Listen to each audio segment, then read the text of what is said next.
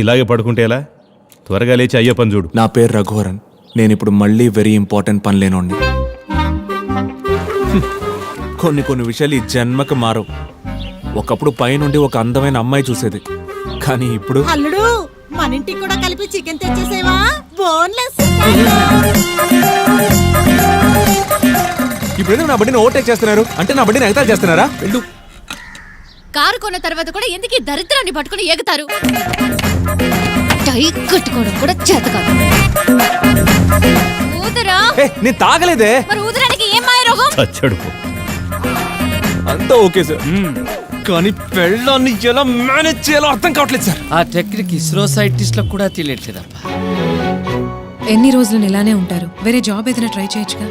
లేదు madam, job దొరకడం కొంచెం కష్టంగానే ఉంది. నాకే ఇలా ఎందుకు జరుగుతుందో నాకు అర్థం కావడం లేదు. నా పని నేను చేసుకుంటూ పోవడం కూడా తప్పేనా? రఘువరన్, వసుంధర కన్స్ట్రక్షన్స్ ఇన్వాల్వ్ అయ్యారంటే కొంచెం కష్టమే.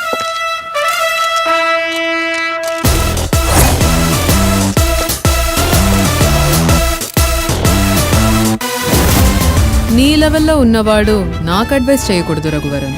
కార్పొరేట్ వరల్డే వేరు. It's a political game.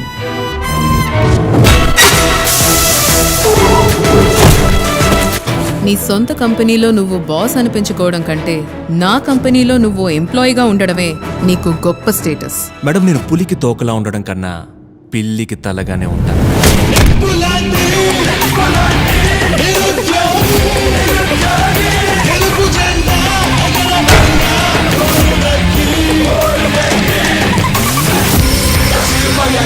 నా టార్గెట్ మీరు కాదు, రఘువరన్. ఐ లవ్ యూ మా.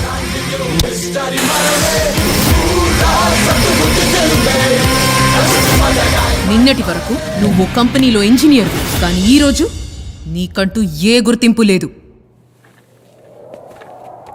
అమూల్ బేబే, మనకంటూ ఒక పక్కా గుర్తింపు ఉందమ్మా. VIP.